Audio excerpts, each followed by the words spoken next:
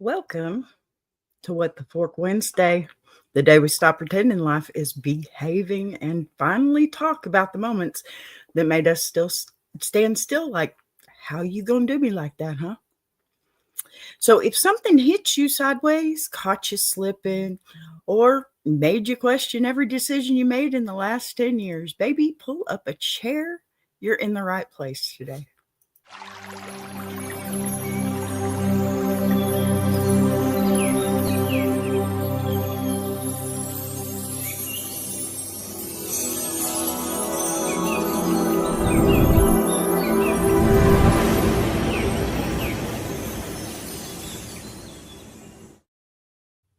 All right, y'all. Let me go on and ease myself into this chair because if there is was ever a Wednesday built for this show, it's this one. Okay.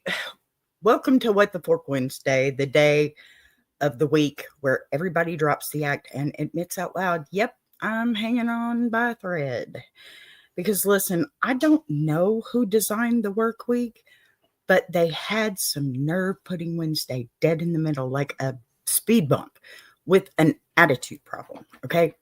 Monday at least shows up and announces itself. You know, you know what you're dealing with, right? Tuesday tries to be productive, but Wednesday slides in quiet. It taps you on the shoulder and whispers, "You good?" Knowing damn well you not. Wednesday's got that sneaky little spirit where your coffee machine decides to malfunction. Your dog want to act brand new. Somebody at work sends you an email with a word per my last message in it. And right when you take a deep breath, here comes life running up talking about, "Hey girl, hold this real quick." And it hands you a whole new mess you did not order. That's the thing. Nobody prepares you for the Wednesday moments. Nobody warns you that midweek is when the universe checks your warranty and decides to run a software update on your patients. Now, nobody tells you that this is the day the devil schedules all his appointments. It's true. If something bizarre was going to happen, you bet your last dollar it's showing up on Wednesday. But that's why we gather here, right now, because this room, this space, this community, it's our midweek survival kit. It's where we take the nonsense we collected for the past 2.5 days and say it out loud before it starts leaking out our ears. And let me just say this, y'all. You come in here with a little extra energy today, okay? I feel it already. Maybe it's the Janice vibes still floating around because, y'all, that was a good show, wasn't it? It was a good one. I did good. All right. I'm proud of that one. Y'all got to go watch it, please. You should, really. Now, listen, I feel this already. Maybe it is the Janice, but maybe it's because the universe been playing too much games with me today. And giving me way too few instructions to play the game. But whatever it is, I can feel the tension and the confusion and the "I wish somebody would" hovering over the, chat already. It'd probably be me.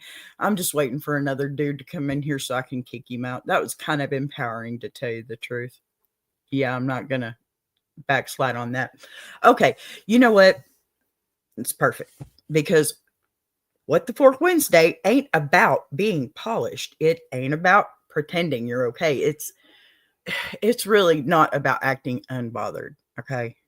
This is the one day of the week where you show up with your hair in a bun, your soul a little sideways, and your patience is held together with dollar store tape. And this room says, "Girl, same." Let's talk about the fact that this week has been moving funny from the jump, right? Y'all ever have one of those weeks where everything looks like it should be smooth, but every time you turn around, something tiny goes wrong? Not big. No. Tiny wrong. Just wrong enough to irritate your spirit, but not dramatic enough to justify cussing anybody clean out. Although I know we'd love to. Don't get me wrong. So now what I'm not going to do today, knowing good and well you're about to do something, because people, places, and situations be trying you since sunrise, right? Baby, that's why this show is important, because in here, you don't have to pretend. In here, you don't have to hold it together. In here, you can say, nope, not today, not me, not my ministry, not you, Satan, and not my monkey, not my circus. In here, you get to breathe again. I hope. That's what I'd like for you. And listen, after the last 24 hours, after the churn, the climb, the analytics waking up, the live showing up early like it had a key to the house, today already got a different beat to it. It does. I'm walking into this show with a little more swagger myself because I can feel that shift. She's called Janice. Go watch it. I'm serious. You'll love it. And you know how I know the energy is right? Because even with all the nonsense life tried to toss at me, I'm still sitting here smiling like, let's go. We ready, right? Here I am. And here you are. I'm happy you're here. So yeah, welcome to What the Fork Wednesday. We're going to laugh. We're going to vent. We're going to side-eye together. Y'all got your glasses on. Come on, we can do this. And we're going to walk out of here lighter than we came in. That's my hopes for you. Oh, thanks. My name's not Kathy. Bye. Anyway, now, since we've taken the trash out and already agreed. See, I knew somebody would come in and test me today. It's Wednesday. Whatever. Let's go on and slide into my mess for a second. The other mess, not this one. Because y'all know, I don't come in here acting perfect. No, no ma'am. No sir. If anything, I'm the first one to say, let me tell you what just tried to take me out. It's true. And listen, I had one of those moments. One of those sit yourself down, blink real slow, stare at the wall type of moments where your brain just shuts down like, nope, I'm not processing that today. Like Skywire 3D, who just got banned. Not processing that. Don't have to. Not my job. You are certainly not my monkey. Okay, so try again tomorrow, please. You ever have something happen that ain't big enough to ruin your life, but is big enough to ruin your morning attitude? Something so small, but so stupid that you just stand there like, now I know this ain't what we doing. I know this is not my life, not my watch, not on my show, Skywire 3D. Leave me be. And the worst part, it always happens when you think you're on top of things. I mean, you couldn't have been here at a better time, dude. Do you ever notice that, though? I'm sitting here thinking, man, What the Fork Wednesday was pretty good last week. This is going to go really good this week. I'm so stoked and all this stuff. And not even the first 10 minutes somebody in here trying to troll me. I love you, trolls. You give me so much fire behind my show. Seriously, I love it. Y'all come on in. Now, all right, I got this. Look, here comes life around the corner with a little speed bump just for me, right? A personalized inconvenience, a custom-made irritation named Skyward. Skywire 3D, whatever that means. And when it hit me, oh baby, it was a full-on what the fork moment. The kind where you look around like you're expecting hidden cameras. It's the kind where you almost want to call customer service on the universe. Like, hi, yes, I'd like file a complaint, universe isn't spinning my way. Could you fix that, please? Yeah. So pull up, uh, pull up a chair, y'all. I'm about to tell you just how it went down. Okay. And trust me, you're going to feel this one in your spirit. All right. Now, let me go on and break it down a little bit because the way this week tried to set me up, hilarious, absolutely hilarious. Now, I've been running on fumes the last few days, the last few months, right? Not empty, just fumes. Like the little gas light wasn't blinking anymore. It just gave up and said, "Good luck, girl." That's it. And I'm sorry, but that's probably, I should go back and say, years, because that's just how I roll. I'm a workaholic and I've also got ADHD, which makes me work on 50,000 things without finishing them first. So I do try. I do. I really try. But I finally get myself together, I get some sleep, not great sleep, but better than nothing, right? And I wake up telling myself, okay, B, today we're going to be productive. Today we're going to breathe. And you know what? Today the universe is going to mind its business because I got work to do. And I don't mean the iron sharpening iron universe, which you should definitely go see. Yeah. Okay. Today I'm going to be productive. No. I said that with my whole chest. And the universe said, bet.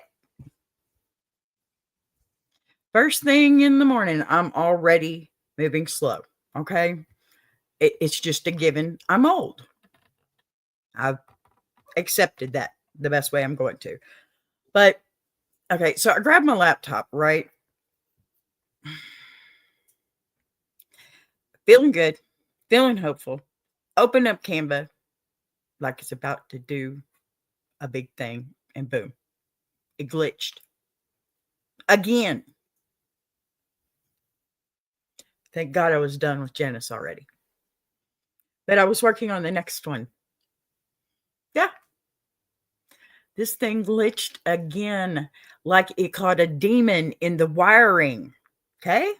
I'm talking black screen kind of glitch, rainbow wheel, everything freezing like it owed somebody. Okay. And I'm staring at it like, again, really? How are you going to do me like this? I literally just got out of bed. Let me live, please. Let me live. I just need to do my job. And you know what? When something technical goes wrong first thing in the morning, it hits different. It hits you right in your soul. I don't even, it doesn't just irritate your mind. It irritates your whole spirit, your whole being, because now you're sitting here like, oh Lord, this is the tone for the day. Please don't let this be the tone for the today.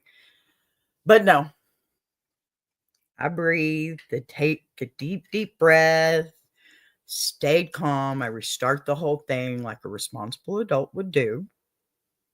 And baby, when it came back on, I realized the one file, the single bitty file that I needed, just like yesterday, the one file I spent hours on last night, the one that had me crying, pacing, praying, was missing, gone, deleted again. Can you believe I've gone through this 2 days in a row now? I just sat there with my mouth open for a good 10 seconds, right? Just, are you kidding me? Not moving, not blinking, just processing the betrayal, okay? Because I put work into that. And it happened for the second time now. I put heart into that and it's gone again. I sacrificed sleep for that. And now Canva wants to act like it didn't know me. Oh, no. Oh, hell no. Mm-mm. So here I am, sitting like some abandoned character from, a telenovela, whispering to the ceiling, you cannot be serious right now. I know you guys have done that too. Believe me. I know you've done it. Monday, Tuesday, Wednesday, Thursday, Friday, Saturday. You've done it, right? You cannot be serious right now. I am flipping through the folders, going to try and find the trash yet again because for some reason, they keep moving this stuff on Canva. I don't know why. I love you, Canva. You've been a great friend, but I like the tools that I pay for to work, right? Yeah. Okay, I'm already rewriting my whole day in my head, thinking, okay, well, here we go. And this time I really lost it. And then I checked one more spot, one more teeny tiny spot, because at this point I am just so desperate. And guess what was freaking sitting there, people? Perfect, untouched, working better than ever. Like it had just taken a little spa vacation. Do you understand the rage and the relief that hit me at the same time? I almost passed out. Yeah. I went from funeral service to family reunion in 3 seconds. And honey, I'm a redneck. Okay. I said, oh, so now you want to act right after I already mourned you and the one before just yesterday. After I emotionally drained and questioning my calling, now you want to show up like you never left. Just like your sister did yesterday. Y'all, I'm feeling played. I'm feeling played. I felt spiritually punked. And I just sat there like, is this my life? Is this my storyline? But here's where it gets even more ridiculous. Because now that my file is magically back from the dead, I'm feeling myself again. I'm thinking, okay, maybe today ain't so bad after all. Maybe the universe was just warming up, so I go to make my coffee. Y'all, I don't know who needs to hear this, but the devil absolutely lives inside household appliances, okay? Because that coffee machine took one look at me and said, no, it sputtered, it clicked. It made that little choking sound like it swallowed a Lego. And do you remember yesterday's story? How my coffee machine had messed up? Yeah, this was a new one. Yeah. Hadn't even made a pot of coffee yet. I put it on the counter this morning.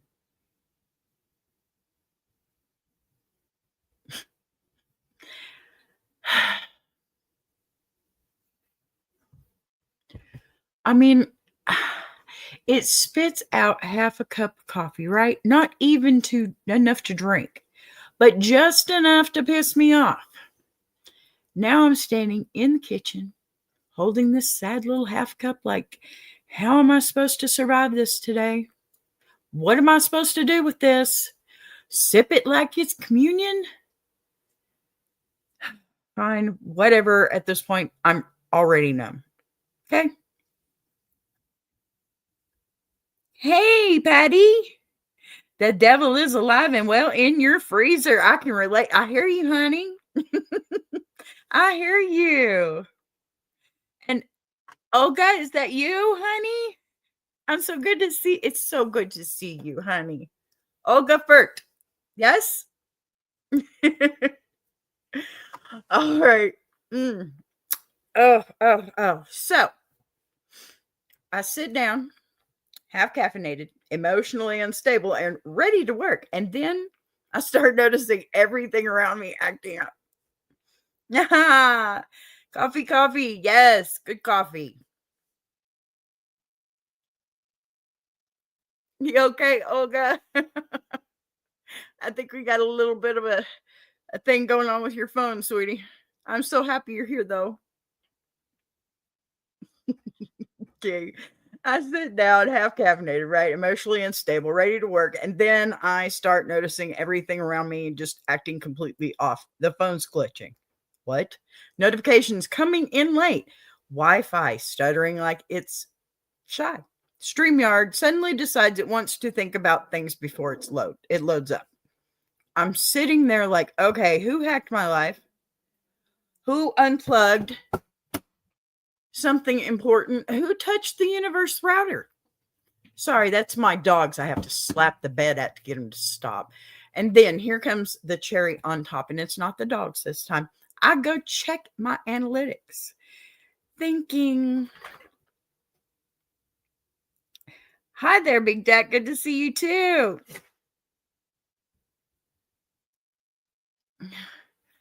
I got you, Ogard. I'm not sure which one you are. I think it's Ogafert. I don't know what you're saying, honey, but you're spamming me. Anyway, y'all, the long form. Okay, hold up. The cherry on top. I go to check my analytics, thinking maybe I'll get a little dopamine, right? Yeah, because things have been going so good. Maybe something will smile at me today. And y'all, the long form is climbing. The live is already showing up. The clips are working. And I'm just sitting here exhausted over it, annoyed, looking like someone who got dragged through chaos just to arrive at a blessing. And that's when it hit me. This is exactly what the Fork Wednesday is about. You get dragged, you get irritated, everything breaks down, nothing makes sense. And then something good pops up out of nowhere like, hey girl, don't be mad. Look what I did. Ugh, I swear, some days life feels like a toxic relationship that just it keeps buying you nice gifts, right? So yeah, that's been my week. A whole saga. Can I shout out your friend Nick Carmiel? He is a big fan. Is that, I hope I said his name right. Here, I'll even put you up on the screen. Can you shout out my friend Nick? Hey, Nick. Good to see you. I'm so happy you're a fan. How's that? Will that work for you, my dear? I'm happy you're here too. Wow, that's cool. All right, that just gave me a boost. Let's go. So yeah, that's been my week. It's like a whole saga, a whole emotional roller coaster, right? A whole buffet of nonsense with the side of miracles. And now that I've survived that, we can go on and get into your nonsense, okay? Yeah, that was pretty crazy. Now then. Wow, isn't that nice? You know what? Tell Nick goodbye. See ya. We don't do gum jobs here. Unreal. Y'all, people, give me a break. You know what? I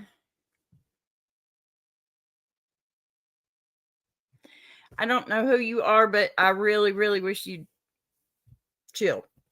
Anyway, y'all ain't messing me up. I know you think you're trying, and with Fork Wednesday, sure. He's a W. What's a W? A weirdo? A Wednesday? Yes, that's what he is. I'm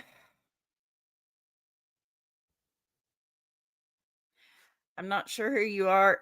I don't think you're who I think you are. And if you're not, you probably need to go somewhere else. Okay? We're not talking about gum jobs on this show. Thank you. Now then, what I've unpacked. Okay, look, I have your bless your heart letter. I don't know why we're going through all this mess right now, but it's probably because it's Wednesday, right, y'all? Okay. Not that I've unpacked the circus that tried to take me out this week. Now that, you people got me ready to duke it out. Okay. Don't look away now. Don't sip that coffee too fast. Okay. Because I see you. You ever notice how right when you finally catch your breath, somebody else in your life or your chat pops up holding a whole emotional suitcase they packed in your closet? And they say it real sweet too. B, can I talk to you? And that's when you know Somebody's about to hand me a problem they already tried to fix with duct tape and denial. Now, my loves, that is where Bless Your Heart comes in. I'm trying to get my brain back about me, y'all. This is the part of the show where we take somebody's confusion, somebody's frustration, somebody's now I know I ain't crazy moments, and we break it down with honesty, humor, and a little bit of healing truth. Because today's letter, oh baby, this one's got layers. They always do, but this one's got layers. The kind of situation where you want to pat somebody gently on the shoulder and say, sweetheart, I don't know who lied to you, but it's time to stop letting folks play in your face. Oh, thank you. Thank you, Big Jack. I appreciate that. I truly do. So let's go on and open it up anyway. Let's see who wrote in today and let's see what kind of nonsense life threw their way this week. And yes, you guys, it's another AI letter because I got to save my voice. I can't, as wives, we want to do the best we can for our husbands, but giving up my voice is not one of the things I'm prepared to do, even though that's probably his most biggest ask of me. Nope. We're doing it this way, though. Are y'all ready? We got our Bless Your Heart letter. Here we go. Dear B. Girl, I need you to grab some holy water, a notepad, and maybe a lawyer, because I'm about to tell you about the circus living in my guest room. I invited my cousin to stay with me for a few days, while she looked for a job and got herself back on track. You already see where this going, don't you? Well, a few days has turned into 2.5 weeks, and she has made herself so at home I'm starting to feel like I'm the guest. She been in my kitchen rearranging stuff I paid for, changing my spices around like she Gordon Ramsay, moving my plates to help me flow better, and labeling my pantry shelves with sticky notes like I'm in kindergarten. And the worst part? She cooks big meals, and don't clean a damn thing. Not one pot, pan, not even the counter she messed up. When I try to hint that she's overstaying, she hits me with, God put me here for a reason. I'm helping you get organized. Girl, if this is God's plan, I need to see the rough draft. I told her I need the house quiet in the mornings because I work from home. She said she's claiming the living room in Jesus' name, and turns on YouTube sermons at full volume at 6:45 a.m. like she paying rent. And to top it all off, she invited somebody over last night without even asking me. Not family, not a friend, some man she met at Walmart buying rotisserie chicken. B. Am I wrong for wanting to pack her bags for her? Because if she cooks one more meal and leaves one more pot in my sink, I'm about to lose my religion and my housing stability. Signed, please evict my cousin in Jesus' name. Okay. Wow, y'all. I'm going to have to take that banner off. I don't know why that banner has a problem. All right.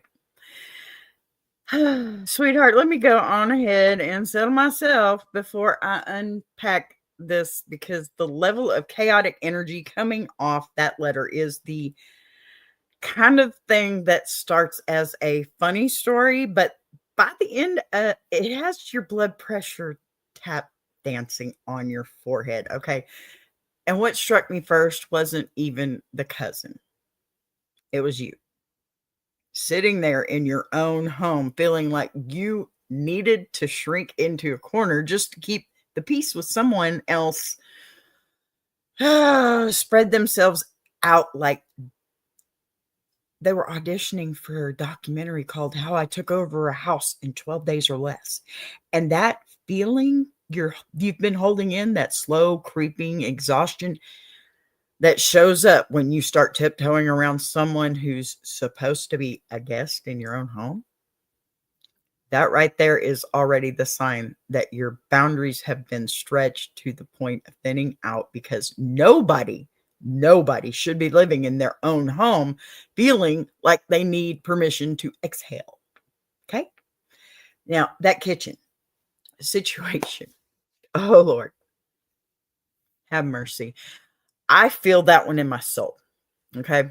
There is something deeply intimate about the space where you cook, not because of the pots or the pans or the seasonings, not because it's where your daily rhythm lives. Okay. You know exactly where the paprika is, unless your daughter gets in there and makes a mess of the spice rack. Sorry, went off on my own tangent again.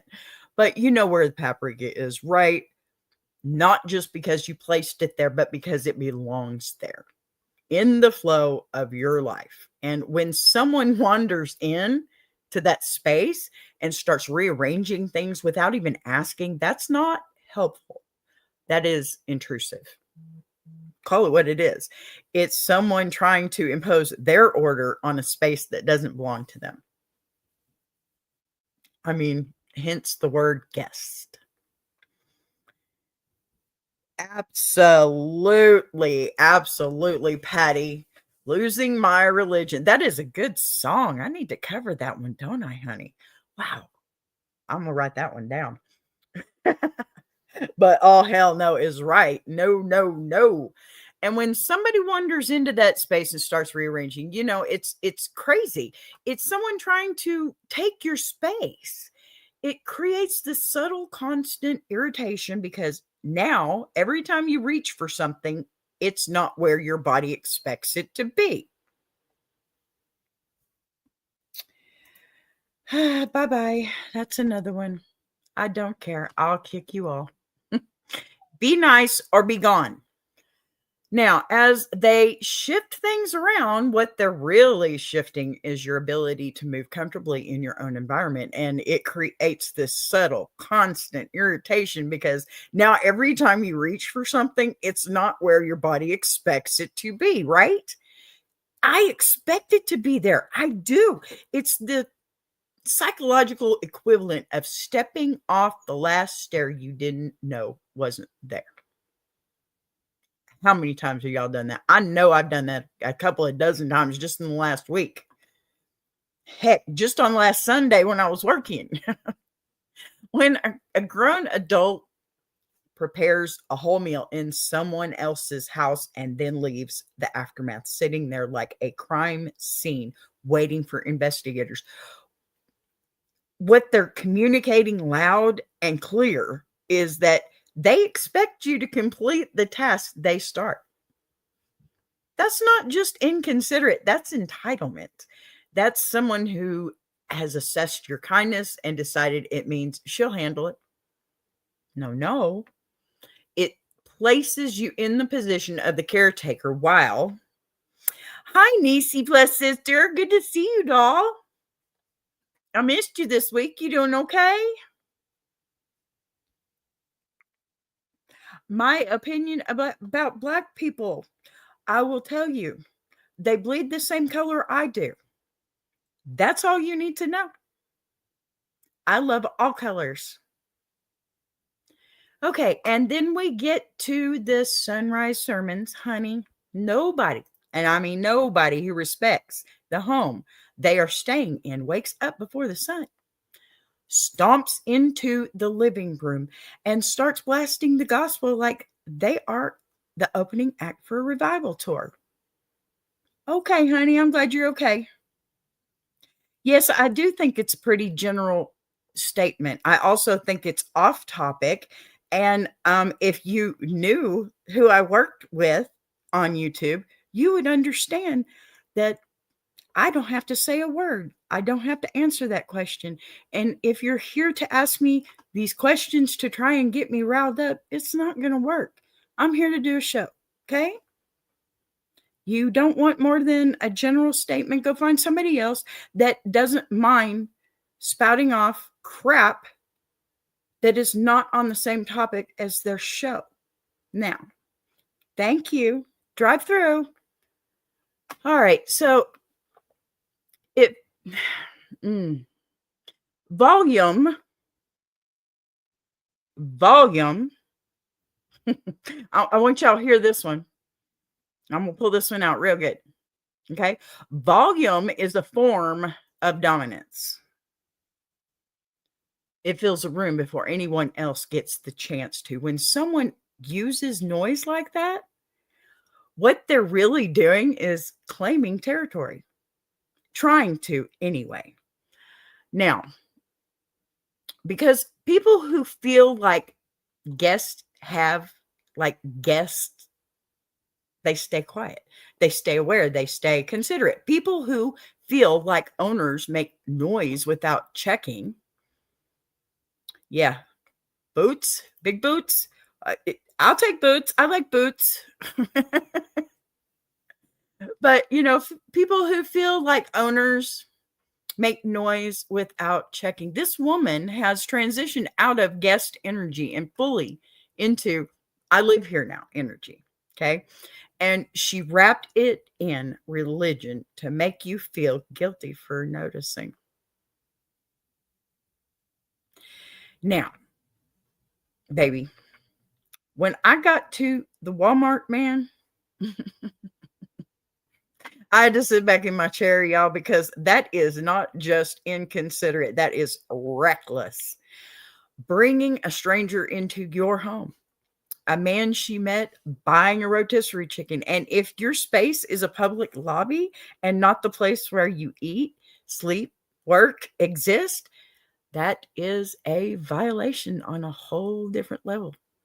Your home is your protection. It is your sanctuary. It is your boundary between you and the rest of the world. When she walked someone into that space without your consent, she wasn't just crossing a line, she was erasing it. She made a choice on your behalf in a place where she had no authority. Okay. And here is the truth we need to talk about. She knows exactly what she's doing. People don't slide into comfort by accident, okay? They ease their way in. One small assumption at a time. First, it's moving things in the kitchen, then cooking and not cleaning, then taking over the morning soundscape, then inviting people over. And before you realize it, she has promoted herself from temporary guest to owner of the property.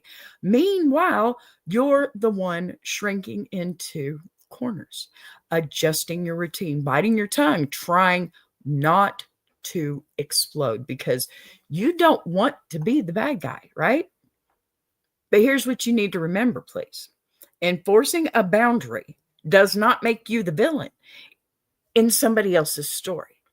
It makes you the protector of your own. And there comes a moment in every situation like this where your spirit starts whispering first, then nudging, then shouting, I cannot live like this, right? And that is where you are. You are not being mean. You're not being impatient, and you're not lacking compassion. Family squatter. There you go. That's a good word for it. I like that term. You are simply walking up to the realization that your home has become a place where your comfort is secondary to someone else's convenience. That's not what we do. We don't do that, right? You have given her generosity. You have given her safety. You've given her space to regroup, and she has taken all of those gifts and built herself a throne. No, now it's time to take your house back. You can sit her down in a calm voice, not an angry voice, not a frustrated voice, just calm and firm, and say, this was temporary, okay? And temporary has ended. You need to make arrangements to go somewhere else. You don't need to justify it. You don't need to soften it, okay? You don't need to negotiate it. And you're not sending her into the wilderness. You're sending her out of a situation she has already abused. You want to solve God better by staying single or saying single forever. I don't think that's the answer, but here's the thing. You are your own person, and if you think that's best, then I'm proud of you for finding what you want to do with your life. Okay? Now, the minute you reclaim your space, the minute you say out loud that what your spirit has been begging you to say. You're going to feel the air change in your house. That weight on your chest will lift, okay? That irritation humming under your skin, it'll ease, okay? That weight on your chest is going to lift off. It is. Seriously, peace will return to its rightful place in your home because peace knows when it is welcome and when it has been suffocated. You know that.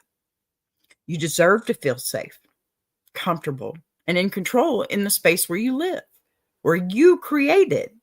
Your cousin has shown you she cannot coexist with your boundaries, and that means it's time for her to go. I'm sorry, it seems kind of harsh. It really does. But she'll thank you for it later. And yes, that sounds cliche, but it's true, right? It's true.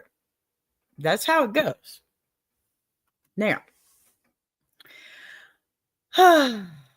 every time we finish one of those bless your heart letters, I always feel that shift inside me, that moment where everything goes from loud and chaotic and funny to, something quieter, something that sits deeper under the skin.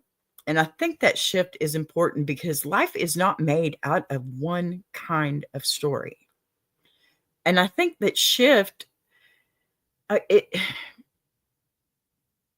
shows you which is which. We get the wild ones that make us shake our heads and laugh because, good Lord, people out here doing anything they can, but what they should. Then we get the ones that don't make noise at all. The ones that creep into your life slowly, like, dust settling on shelves and you didn't realize hadn't been touched in a while. So those are the gravel road moments, right? The ones where you can't dance around the situation or joke in a way or pretend it's not happening. These are the stories written by people who are tired, people who have been carrying something so long it's shaped their posture. People who wake up every day knowing they have to push through something heavy that nobody else sees. And I think there's a different kind of bravery in that.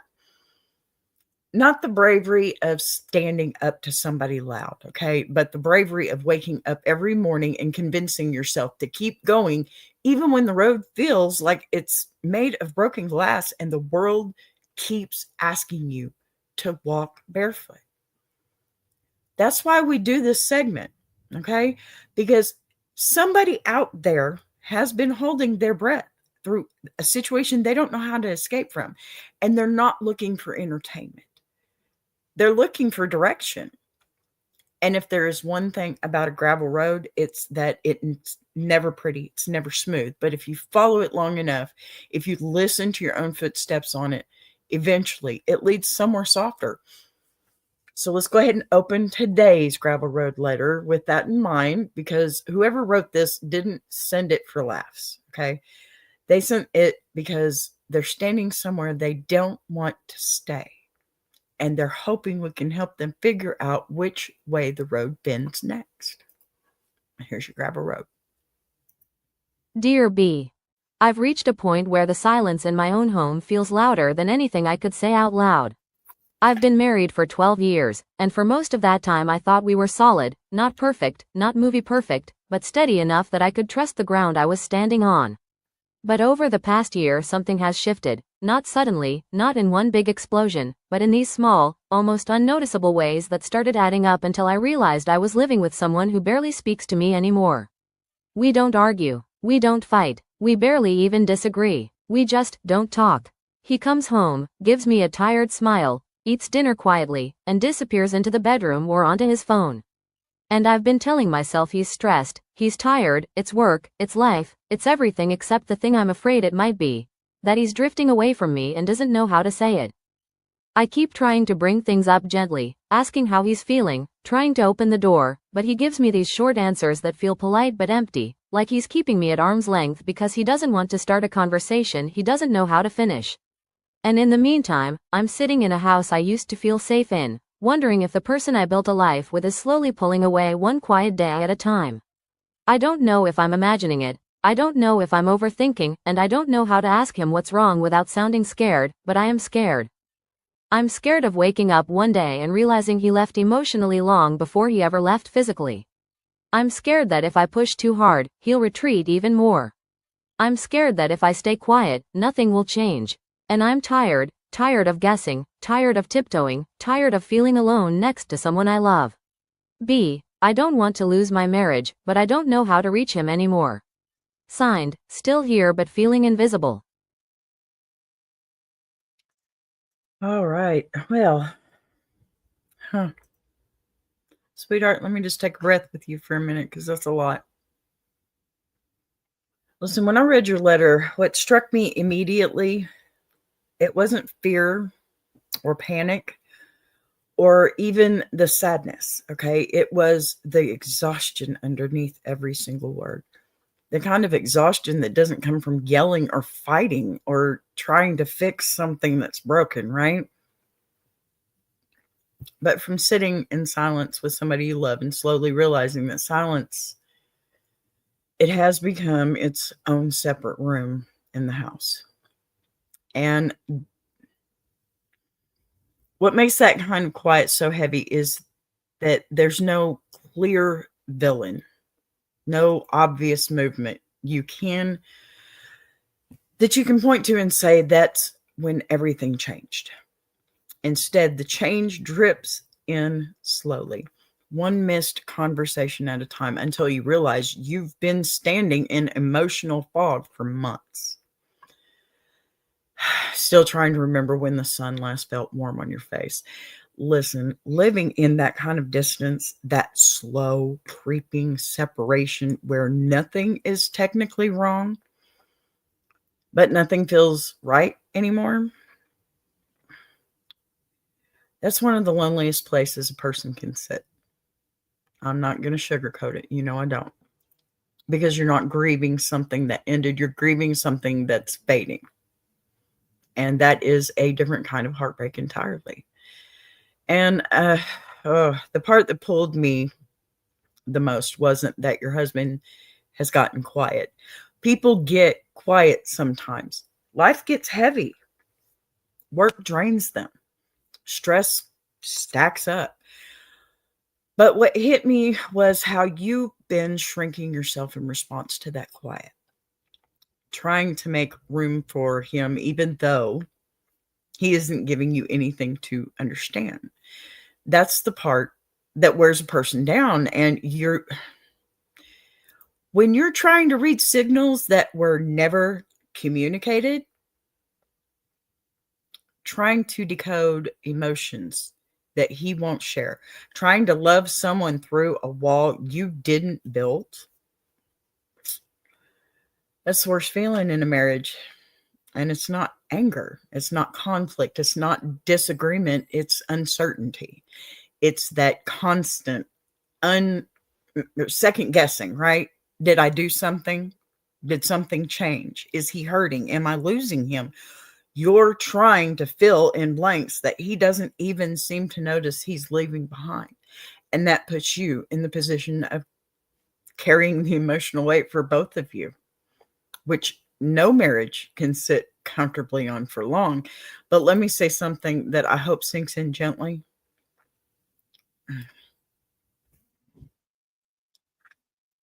People don't emotionally withdraw for no reason. Okay. Sometimes they withdraw because something is wrong inside them that they don't know how to articulate. Sometimes they withdraw because they're overwhelmed, overstimulated, burnt out, and the thought of one more conversation, even with someone they love, it feels like running a marathon on tired legs. And sometimes, yeah, the withdrawal, because they are drifting away emotionally. Not because they stopped loving you, but because they don't know how to reconnect with themselves, much less with you. Now, silence can come from deep hurt.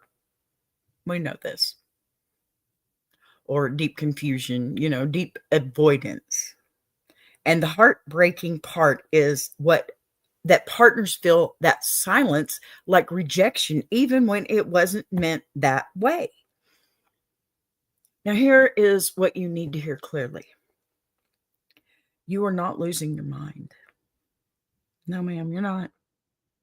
You're not imagining things. You're not being dramatic for noticing the emotional shift between you and your husband when you love someone deeply and share a life with them. You feel changes in their energy faster than anybody, right? You can read them better than they can read themselves. If something feels different, it is different. Even if he can't or won't say it yet, your intuition is not overreacting. Your intuition is responding to the emotional climate of your home. And you've been trying to approach him gently, hoping softness will draw him out, hoping kindness will open him up, hoping that patience will encourage him to take the first step. Those are beautiful instincts. But the problem is this: you cannot bridge a gap that you are on. And you're not the only one acknowledging that it exists. You cannot fix a conversation that one person refuses to enter. Big Jack says sometimes people want to talk, not debate or preach to. Very true. Very true. And I say this about men: you can't drop things on them and, because it's an overload. There are women out there too. You can't drop a whole bunch of stuff on me either. It's just on top of ADHD, that's like putting sugar cubes on top of a mountain of sugar. It just don't work. And it just makes it worse. And it makes me ping further. It's just, those are beautiful instincts. Seriously. You can't fix that conversation. Jesus saves. Amen.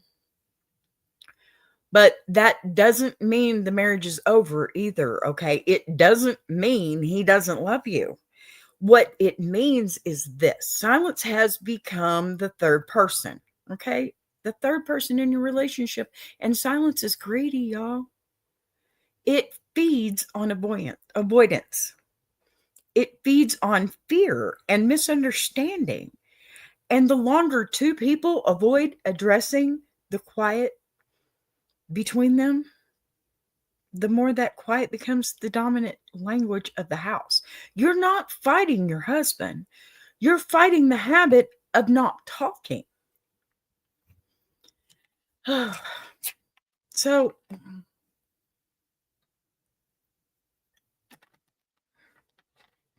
what do? You stop walking on eggshells.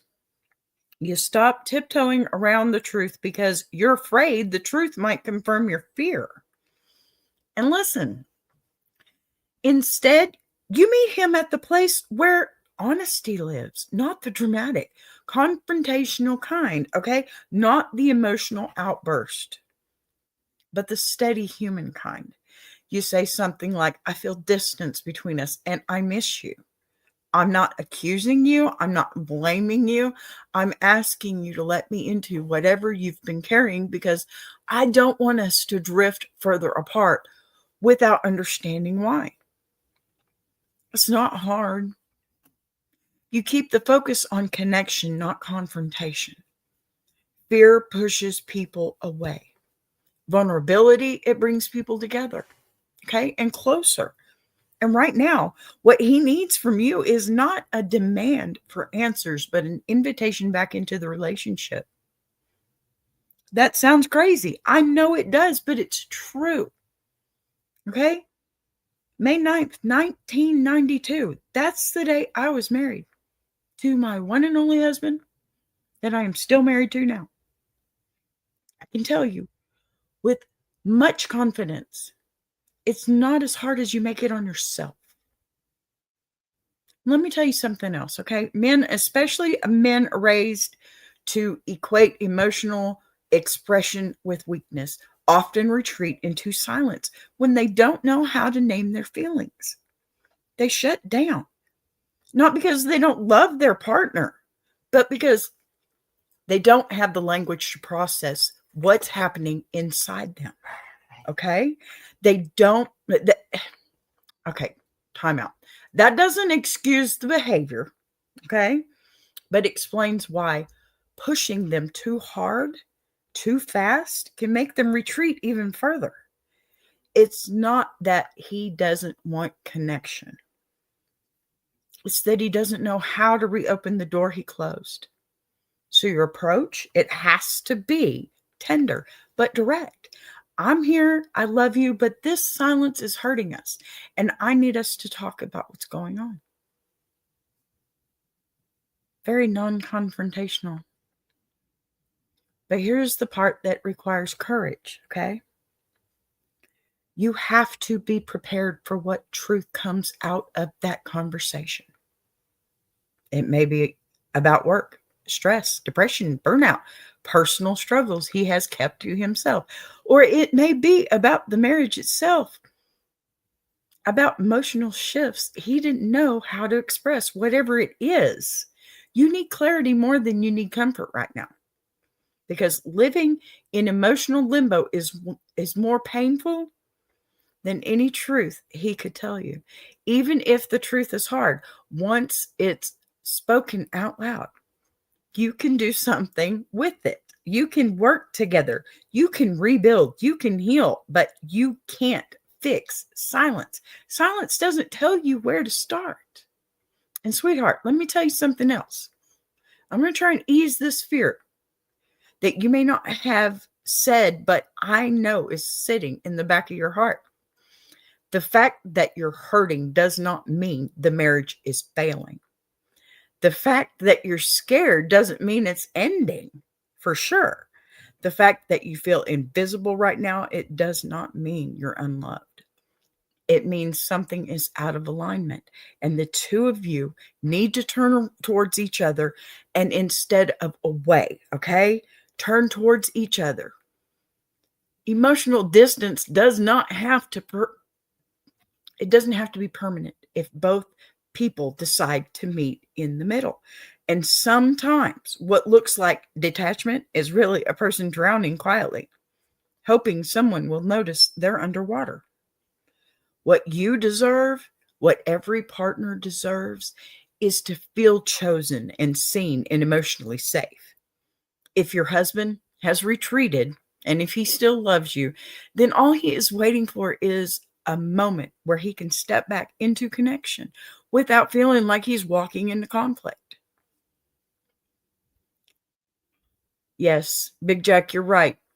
Sometimes nothing going on means nothing is going on. Yes, if they tell you, look, if a woman tells you yes or no, there's something not going on or whatever, nothing's going on, then you don't believe that. But if a man tells you that, you wholeheartedly, with your full chest, believe it. He's telling you the truth because that's where he's at. And it could be something that he doesn't even want to worry you with, or it could be absolutely nothing at all. And asking him 20 times a day, well, that turns it into a problem. God, why are you asking me? I told you 10 times already. I'm fine. There's a whole new argument. And just because you thought you were being compassionate and caring, no, you were being annoying, nagging. It's true. If if this is all important to him too, if he loves you, he truly has pulled away emotionally and is afraid to say so. And then your courage is starting this conversation with, will still save. Oh my gosh. Sorry. Listen, clarity is not the enemy, okay? Uncertainty is. And right now, the greatest gift you can give yourself is the truth, period. No matter what it is. You are not invisible. You're not imagining things, and you're not alone. And this moment, as painful as it is, can be the turning point where both of you learn how not to stop, or how to stop living next to each other and start living with each other again, right? But it begins with one brave, honest conversation, one that invites him back into the marriage instead of waiting for him to remember how to knock. Ladies, let's be honest, because, man knocks on the door, and half the time we're pulling the knocker out of their hand and saying, wait your turn. Okay? Let's be honest. As women, as homemakers, there are a lot of things that we do. And, mothers, grandmothers, homeschoolers, stuff like that. There's a lot of things you got on your mind. But let me tell you something. A man's mind works as this. The one single solitary thing that he needs to do right at that moment is what he focuses on. That's what he's trained himself to do, so that there are no problems in his woman's life. Y'all need to remember that. Y'all need to remember his father trained him like this, because that's the way him and his mother were, or his mother and his father were. Y'all need to remember that this is pre-programming. And if you want to reprogram, you got to talk to the user first. You can't just do an update and think they're going to get it. Okay? Big Jack says, don't wait until he is in the middle of doing something to start a conversation. Amen. Amen. Amen. And you know what? The best thing to do in any kind of situation is just when you have time. It's okay to ask for time from somebody. Don't ask them when you know they're busy, obviously. But hey, when you're not busy, do you mind if we have a talk? And don't make it sound like it's going to be one of those, when somebody says, hey, I need to talk, the first thing that comes to my mind is, oh, hell, what now? Right? Don't make it one of those moments. Hey, I just need to chit chat for a few things with you when you have time, or something like that. Don't make it so heavy. Every time I turn around, I'm catching myself before I walk in and say something to my husband. I will stop and I will remind myself that, hey, that sounds like a conflict waiting to happen. How about say it differently? You owe yourself, period. You owe yourself the right to stop and think about what you're going to say before you say it. That is the easiest, most God-given talent any person in this world has. And 90% of the world, no, I'm not even going to put statistics on that. Look, not all these people do it. They should, but they don't. I'm encouraging you to, because especially if you want your marriage to last. Because let me tell you, I have not had a beautiful, wonderful fairy tale wedding or marriage, and nobody should. Okay, that's boring, number one. And if you can't grow together, right? So you have to start, and first thing first, find your issue, find your biggest issue, and then work on that. And you don't have to fix it overnight. You don't even have to fix it in the next few minutes. These are things you have to learn how to see the little things in. Okay, you've got to find the little things in all this. Otherwise, it's just gonna explode, and you're not gonna survive it. You're just not. 35 years in marriage. I love my husband with every single ounce of my being. I do. We still have our problems, and we're still gonna have our problems. We just have to try and make those wow moments outweigh all the others. And they do. They do. When you stop and think about it, they do. And, I also encourage that if you're having a moment where you just can't breathe, sit down and think about, I don't know, if you've got a kid, think about the day they were born. Sit down and think about that first birthday or that first grandchild. Give yourself 5 minutes to think about something good in your life, so that what is so bad does not outweigh all that stuff. You've got to take a deep breath and stop putting yourself in that kind of position. All right, y'all. Oh, that one's a rough one because, there's been times that my husband and I, we weren't so close. And there were times where we split up and we got back together. And even though we thought, when we got back together, hey, this is going to work and everything, we still have problems. Guess what? Those problems were still there even after being apart for a little while. And that's okay. Because guess what? It's still one of those things that you have to learn with your partner in order to keep the marriage going. Just because you leave somebody, it doesn't mean the marriage has ended there. It doesn't. Okay, I'm living proof. My husband and I have split up and for years apart. Okay. I'm not sugarcoating nothing. And I'm being honest. My husband and I, we've been split up for 3 years before. But you know what? We keep finding our way back to each other. And you know what else? When we do, even no matter how it being 3 years apart, the problems were still there when I come back. When he came back, when we came back, they were still there. They still had to be talked about. So stop for a minute, take a breath, say what you got to say. Don't sit on it. Don't be confrontational with it. Don't toss it on top of him while he's in the middle of the work week, okay? Take a minute and breathe and talk about it. Don't fight about it. Don't debate about it. Talk. Communication is key. 35 years, I'm telling you, communication is key.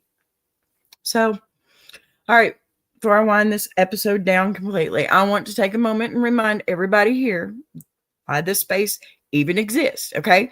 And what we're building together, because every single day at noon, whether we're laughing ourselves silly, okay, on Petty Monday, shaking our heads on What the Fork Wednesday, digging deep on Gravel Road, or getting blessed and roasted on Bless Your Heart.